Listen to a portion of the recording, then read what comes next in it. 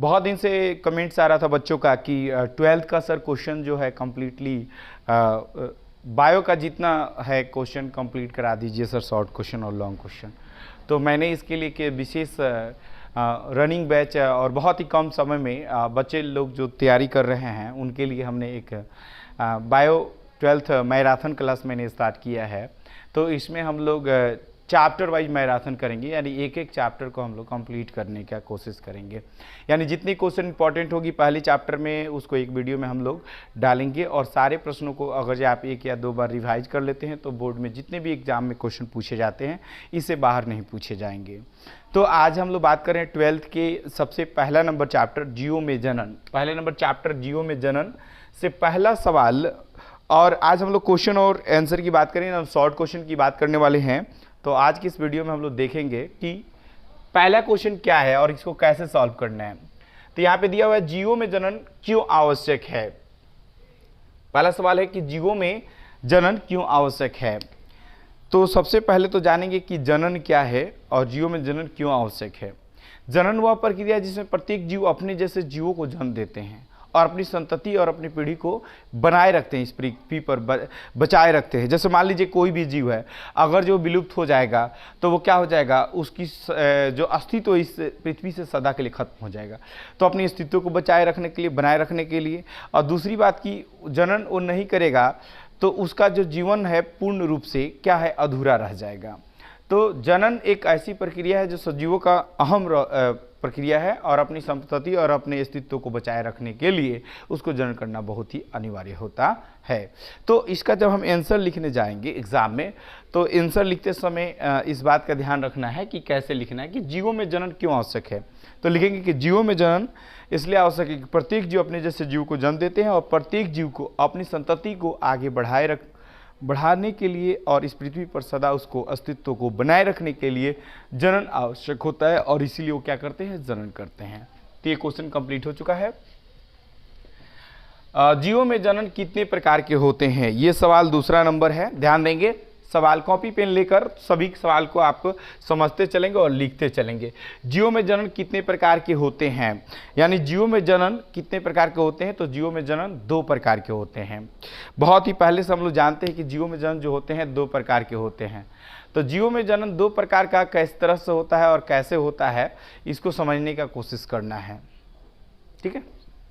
तो जीवों में जनन आप लोगों ने जाना होगा कि एक लैंगिक जनन से होता है और एक अलैंगिक जनन से होता है। तो लैंगिक जनन क्या है और अलैंगिक जनन क्या है। लैंगिक जनन वैसे जनन को कहते हैं जिसमें प्रत्येक जीव के नर और मादा दोनों की भागीदारी होती है और मादा जनन तंत्र में उसका विकास होता है और नए जीव की उत्पत्ति होती है। लेकिन अलैंगिक जन्म में ऐसा नहीं होता है, नर और मादा की भागीदारी नहीं होती, बल्कि जीव के शरीर का विखंडन द्वारा, मुकुलन द्वारा या अनेक प्रक्रियाओं द्वारा नए जीव बन जाते हैं। पेड़ पौधों की बात करें तो उसमें अलैंगिक जनन, पुष्प को छोड़कर किसी भी भाग से नए पौधे का निर्माण हो जाना क्या कहलाता है, अलैंगिक जनन कहलाता है। यानी अलैंगिक जनन में नर और मादा की जो पार्टिसिपेट कर रहे हैं, यानी उनकी दोनों की पार्टिसिपेट अनिवार्य नहीं होती है, तो वो क्या हो जाता है, अलैंगिक जनन होता है। और लैंगिक जनन क्या होता है, जिसमें जीवों के दोनों की अनिवार्यता होती है, तो उसे क्या बोलते हैं, लैंगिक जनन कहते हैं। अब इसमें एक क्वेश्चन और दिया है कि जनन की सबसे अच्छी विधि कौन सी है। जनन की सबसे अच्छी विधि कौन सी है, तो आप जानिए कि जनन की सबसे अच्छी विधि जो है लैंगिक जनन है। लैंगिक जनन है। क्यों है लैंगिक जनन, क्योंकि लैंगिक जनन एक ऐसा जनन का विधि है जिसमें हम उन्नत किस्मों को देख सकते हैं, विकसित प्रजातियों को जन्म दे सकते हैं। लेकिन लैंगिक जनन, अलैंगिक जनन में ऐसा नहीं होगा, बल्कि अलैंगिक जनन में क्या होगा, सेम प्रजातियां या क्लोन प्रजातियां का जन्म होता है। ये क्वेश्चन अभी आगे है, इसको हम लोग बताते हैं। तो ये कंप्लीट हो चुका है। जीवन अवधि क्या है, ये सवाल है तीसरा नंबर। जीवन अवधि क्या है। अगर ये सवाल पूछता है कि जीवन अवधि क्या है, तो उसका आंसर लिखेंगे कि जीवन अवधि उस अवधि को कहते हैं जो किसी भी जीव के जन्म से लेकर मृत्यु तक के समयावधि को जीवन अवधि कहा जाता है। अर्थात जब से जीव का जन्म हुआ है इस पृथ्वी पर और जीवन यापन करते करते उनकी अनेक अवस्थाएं आती हैं, और अनेक अवस्थाओं के बाद सबसे अंतिम अवस्था यानी वृद्धावस्था, जीर्णावस्था, उसके बाद वो मर जाते हैं। तो वृद्धावस्था, जीर्णावस्था के बाद जब वो मर जाते हैं तो मरने तक की जो समयावधि होती है उसी को जीवन अवधि कहा जाता है। अब आते हैं हम लोग नेक्स्ट सवाल पर, नेक्स्ट क्वेश्चन पर। नेक्स्ट क्वेश्चन है कि अलैंगिक जनन द्वारा उत्पन्न संतति को क्लोन क्यों कहा जाता है। बहुत ही जबरदस्त और बहुत ही मतलब इंपॉर्टेंट सवाल है, क्वेश्चन पूछे जाते हैं कभी कभी एग्जाम में कि क्लोन क्यों कहा जाता है। अलैंगिक जनन द्वारा संतति जो जन्मते हैं उन्हें क्लोन क्यों कहा जाता है, यानी मुख्य रूप से क्लोन को समझना है। क्लोन मतलब होता है एक समान। क्लोन मतलब क्या होता है, एक समान। अगर ये कोई भी जीव हैं और उनको जब हम क्या करते हैं कि जन्म लेते हैं तो लैंगिक जन्म में क्या होता है कि वो विकसित होते हैं, क्योंकि नर और मादा दोनों के विकसित गुणों का समावेश होता है। लेकिन अलैंगिक जन्म में ऐसी स्थिति नहीं होती, बल्कि जिस प्रकार से पौधे होते हैं या जिस प्रकार का जीव होता है उसके विखंडन से या मुकुलन से या किसी भी तरीके से नए जीव आते हैं और उसमें जो गुणसूत्र होता है बिल्कुल सेम हो जाता है, और इसलिए उनकी संतति में विशेष चेंजिंग, विशेष परिवर्तन नहीं देखने को मिलता है। इसीलिए उस प्रजाति के यानी अलैंगिक जनन से जो उत्पन्न संतति होते हैं उनको क्या कहा जाता है, क्लोन कहा जाता है। ये बात आपको समझ में आ गई होगी। आगे हम लोग बढ़ते हैं। अगला क्वेश्चन है 5वां नंबर, जीर्णावस्था क्या है।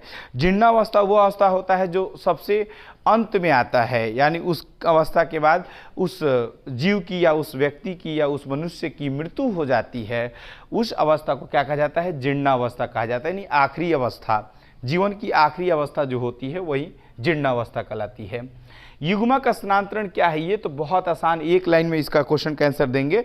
अगर ये क्वेश्चन आता है कि युग्मक स्थानांतरण क्या है, तो युग्मक के एक जगह से दूसरे जगह चले जाना या एक जगह से दूसरे जगह ट्रांसफर होना क्या कहलाता है, युग्मक स्थानांतरण कहलाता है। तो ये युग्मक स्थानांतरण क्या होता है, स्वयं हो जाता है या किसी माध्यम से होता है। तो आप समझ सकें कि युग्मक स्थानांतरण क्या है, तो नर युग्मक मादा युग्मक के पास स्वयं या किसी माध्यम से पहुंचाए जाते हैं या पहुंच जाते हैं, इसे ही क्या कहा जाता है, युग्मक स्थानांतरण कहा जाता है। तो लिख लेंगे इसको। अगला सवाल है कि कायिक प्रवर्धन क्या है। तो कायिक प्रवर्धन ऐसे प्रवर्धन को कहते हैं जिसमें पेड़ पौधों के पुष्प को छोड़कर, पेड़ पौधों के पुष्प को छोड़कर पौधों के तना, जड़, पत्ती या पौधे के किसी भी हिस्से से नए पौधों का निर्माण हो जाए, उसे हम क्या कहते हैं, कायिक प्रवर्धन कहते हैं। जैसे केला में आपने देखा होगा कि केला के अगल बगल से क्या होते हैं, बहुत सारे केले निकल जाते हैं। बांस में देखा होगा आपने कायिक प्रवर्धन, जलकुंभी में देखा होगा। ये अनेकों इसके उदाहरण है कायिक प्रवर्धन के। जैसे गुलाब की डाली को काट कर हम लगा देते हैं तो क्या हो जाता है, लग जाता है। तो ये भी क्या है, कायिक प्रवर्धन का उदाहरण है। तो कायिक प्रवर्धन आप लोग को क्लियर हो चुका होगा। बाह्य निषेचन क्या है और आंतः निषेचन क्या है, दो क्वेश्चन आता है। यहाँ पे क्वेश्चन लिखा हुआ है बाह्य निषेचन।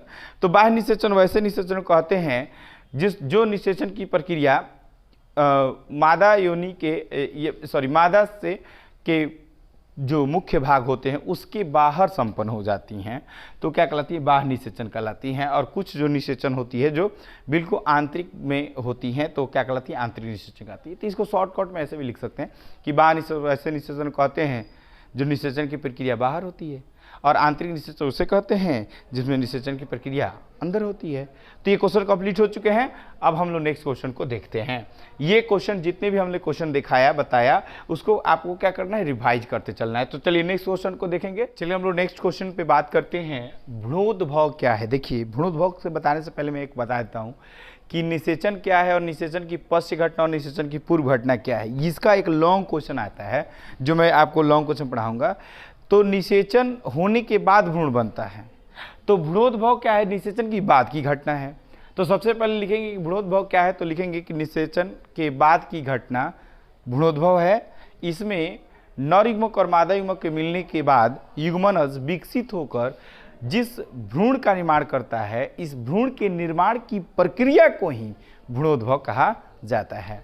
तो लिखेंगे कि निषेचन की बाद की घटना है, नर और मादा युग्मक के मिलने से युग्मनज का निर्माण होता है, और युग्मनज जब विकसित होते हैं तो उसे क्या कहते हैं, भ्रूणोद्भव कहा जाता है। भ्रूण बनने की प्रक्रिया को भ्रूणोद्भव कहा जाता है। अब दूसरा क्वेश्चन आता है, भ्रूणोद्भव कंप्लीट हो गया, उसके बाद आता है मध्य चक्र और ऋतुस्राव चक्र। बहुत ही इंपॉर्टेंट सवाल है और हर बार ये एग्जाम में पूछे जाते हैं और पूछे जाने की संभावनाएं हमेशा बनी रहती है। तो चलिए अब क्वेश्चन है, मध्य चक्र और ऋतुस्राव चक्र क्या है, मध्य चक्र किसे कहते हैं और ऋतुस्राव चक्र किसे कहते हैं। दोनों क्वेश्चन जो है एक दूसरे से काफी सन्निकट है और काफी क्लोज है। यहाँ समझना है कि मध्य चक्र किसे पाया जाता है, तो नॉन प्राइमेट में पाया जाता है। Non primate. नॉन प्राइमेट्स में पाए जाते हैं, इसमें हम एग्जाम्पल ही लिख देते हैं, जैसे गाय हो गई, भैंस हो गया, घोड़ा हो गया, गाय भैंस घोड़े, घोड़ा नहीं घोड़ी, है ना। अब यहाँ पे देखिए ऋतुस्राव चक्र जो होता है, मनुष्य हो जाएगा, बंदर हो जाएगा और चिंपैंजी भी होगा, चिंपैंजी। तो देखिए गाय भैंस घोड़ी ये क्या है, ये नॉन प्राइमेट है और ये क्या है, प्राइमेट। इसमें क्या होता है कि एक चक्र होता है ऋतुस्राव चक्र और मध चक्र। देखिए मध चक्र में क्या होता है कि कोई ऋतुस्राव चक्र नहीं होता है, बल्कि डायरेक्टली एक अवधि होता है और उस अवधि पर अंडे आते हैं, तो क्या होते हैं, उसके बाद निषेचन होता है, तो क्या कहलाता है, मध चक्र कहलाता है। और ऋतुस्राव चक्र क्या होते हैं कि ऋतुस्राव चक्र वैसे चक्र को कहते हैं जिसमें, ऋतुस्राव चक्र वैसे चक्र को कहते हैं जिसमें क्या होता है कि जो जीव होते हैं वो क्या करते हैं, अपने प्रजनन के लिए एक चक्र होता है। उसमें क्या होता है कि फीमेल्स के अंदर यह 28 दिन का एक साइकिल होता है और यह 28वें दिन के साइकिल में 14वें से 13, 14, 15वें यानी 14वें दिन क्या होता है, ईग्स आते हैं और उसी दिन मेल के द्वारा जब स्पर्म का मिलन होता है तो फर्टिलाइजेशन की क्रिया होती है। तो ऋतुस्राव चक्र एक ऐसा चक्र है जो प्राइमेटों में पाया जाता है और मध चक्र एक ऐसा चक्र है जो नॉन प्राइमेटों में पाया जाता है। ऋतुस्राव चक्र के द्वारा के बाद भी अंडे उत्सर्जित होते हैं और मध चक्र में भी अंडे उत्सर्जित होते हैं। तो ये दोनों क्वेश्चन एक दूसरे से काफ़ी क्लोज हैं, लेकिन इसमें प्राइमेट और नॉन प्राइमेट काफ़ी इंपॉर्टेंट होता है। यानी मध चक्र नॉन प्राइमेटों में पाया जाता है और ऋतुस्राव चक्र प्राइमेटों में पाया जाता है। इसमें एक साइकिल होता है जिस साइकिल के बाद क्या होते हैं, चक्र देखे जाते हैं।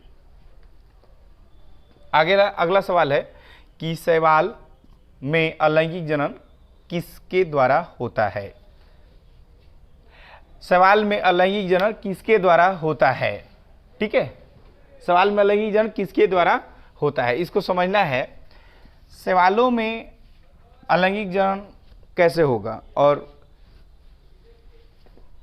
इसमें क्या होता है कि सवाल क्या होते हैं कि अपनी कॉलोनी को डेवलप करते हैं। जिससे पानी उनी में आपने देखा होगा कि शैवाल जो होते हैं धान उनके खेत में आप देखेंगे कि बहुत ही क्लोजली रूप से उसको क्या करते हैं, कवर कर जाते हैं। या अगर जो हम तालाबों की तरफ भी जाएं या समुद्र तट पर जाएं या नदियों में देखें तो शैवाल क्या करते हैं कि काफ़ी कॉलोनी को डेवलप कर लेते हैं, लेकिन बहुत ही सूक्ष्म जीव हैं वो, लेकिन वो इतने ज़्यादा क्लोज हो जाते हैं कि एक जाल बना देते हैं। तो उसमें क्या होता है कि उनके शरीर से कोई भी पार्ट्स डेवलप होकर नए शैवाल का निर्माण कर देते हैं, या उनके बॉडी क्या होता है विखंडन के द्वारा नए स्पोर्स का निर्माण करते हैं और उस स्पोर से नए जीव बन जाते हैं। तो विखंडन के द्वारा भी शैवाल अपनी जन्म करते हैं और कायिक के द्वारा भी शैवाल अपनी जनसंख्या को बढ़ाते मतलब अपनी संख्या को बढ़ाते हैं। तो इसमें कह सकते हैं कि शैवालों में अलैंगिक जनन होता है, किसके द्वारा होता है, तो फिर इसमें विखंडन लिख देंगे या उसमें हम लिख देंगे कि वो कायिक प्रजनन द्वारा जन्म करते हैं। आगे बढ़ते हैं हम लोग कि अलैंगिक जल बीजाणु, यहाँ जल के जगह चल भी लिखा हुआ मिलेगा, ठीक है। ये एनसीईआरटी क्वेश्चन है। अलैंगिक जल या चल बीजाणु या युग्मज में के बीच में अंतर को स्पष्ट करें।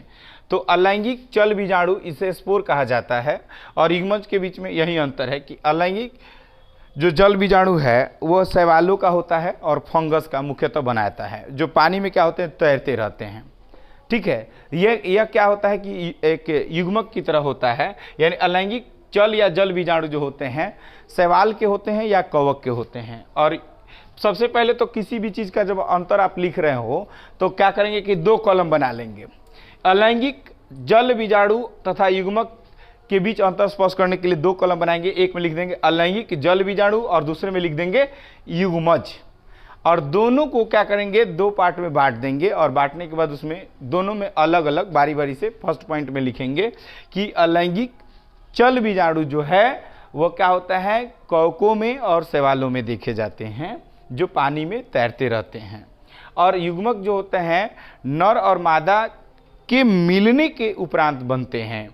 इसमें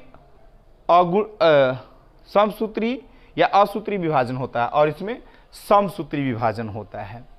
इसमें असूत्री या समसूत्री विभाजन होता है, इसमें क्या होता है, समसूत्री विभाजन होता है। तो ये इसके मुख्यतः दो अंतर आपको लिख देना है एग्जाम में, क्वेश्चन आपका कंप्लीट हो जाता है। युग्मक जनन और भ्रूणोद्भव में अंतर को स्पष्ट करें। युग्मक जनन और भ्रूणोद्भव में सबसे पहला अंतर लिखेंगे कि निषेचन की पहले की घटना है और निषेचन की बाद की घटना है। 2 कॉलम, फिर वही सिस्टम। युग्मक जनन और भ्रूणोद्भव में 2 सिस्टम बनाना है, एक में लिख देना है युग्मक जनन और दूसरे में लिख देना है भ्रूणोद्भव, और निम्नलिखित अंतर पाए जाते हैं उसके ऊपर लिख देना है। और लिखने के बाद लिखना है कि युग्मक जनन में पहला पॉइंट कि यह निषेचन के पहले होती है और यह निषेचन के बाद होती है। ठीक है, ये निषेचन के पहले होती है और ये निषेचन के बाद होती है। दूसरा बात इसमें लिखना है कि युग्मक जनन क्या होता है, नर का अलग होता है और मादा का अलग होता है, यानी युग्मक का निर्माण जो होता है नर का अलग होता है और मादा का अलग होता है, लेकिन भ्रूणोद्भव नर और मादा के मिलने के बाद होता है। अर्थात इसमें दूसरा अंतर लिखेंगे। युग्मक जनन में ये भी लिखेंगे कि इसमें युग्मक जनन के द्वारा जनन के लिए वो रेडी होते हैं, यानी निषेचन के लिए रेडी होते हैं। अब भ्रूणोद्भव क्या होते हैं, नए जीव को जन्म देने के लिए रेडी होते हैं। इसमें निषेचन के लिए रेडी होता है और यह नए जीव को जन्म देने के लिए रेडी होता है। उसके बाद युग्मक जनन में तीसरा नंबर जो पॉइंट है ये लिखना है कि युग्मक जनन नर और मादा दोनों में होता है, ये तो हमने बता दिया। और भ्रूणोद्भव क्या होता है कि दोनों के मिलने से होता है। तो 3 मुख्यतः अंतर हमने बताया, इसको लिख देना है। शॉर्ट क्वेश्चन है और ज़्यादा इसमें लिखने की जरूरत नहीं है। 40 से 50 वर्ड में अगर इस क्वेश्चन को काफ़ी अच्छे से सजा देते हैं तो आपको यह नंबर मिल जाते हैं।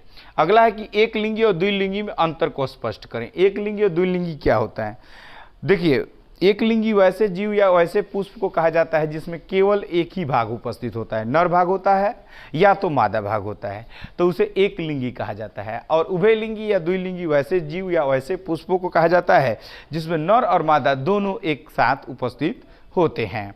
तो ये तो बहुत ही आसान है, कोई भी लिख देगा कि एक लिंगी और द्विलिंगी में क्या अंतर है।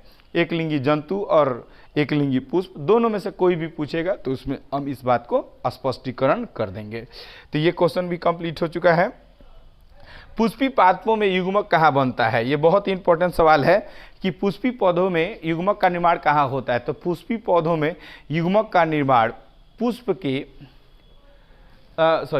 पुष्पी पादपों में युग्मक का निर्माण कहाँ होता है, तो नर युग्मक का निर्माण पुष्प के जयांग पुमंग में होता है और मादा युग्मक का जो निर्माण होता है जयांग भाग में होता है। इसीलिए उसे पुमंग को पुकेसर भी बोला जाता है और जयांग को स्त्री केसर बोला जाता है।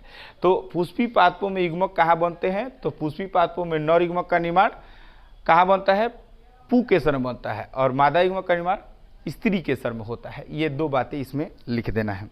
फल भित्ति के क्या कार्य है, ये तो नॉर्मली हर आदमी को अपने कॉमन सेंस से बता देना है कि फल भित्ति का तो सबसे अहम कार्य है कि फल को सुरक्षा प्रदान करना और फल को बाहरी सूक्ष्म जीवों से बचाना। उसको फल भित्ति अगर नहीं रहता तो फल क्या हो जाता, खराब हो जाता, सड़ जाता। तो यह फल भित्ति का सबसे अहम कार्य है कि फल भित्ति को बाहरी सूक्ष्म जीवों से या बाहरी प्राकृतिक चीज़ों से अगर जिससे नुकसान पहुंचने वाला है उससे उसको क्या करता है, रक्षा करता है, यानी रक्षा कवच का काम करता है फल का, तो उसे क्या कहते हैं, फल भित्ति कहते हैं। इस प्रकार से ये क्वेश्चन कंप्लीट हुआ।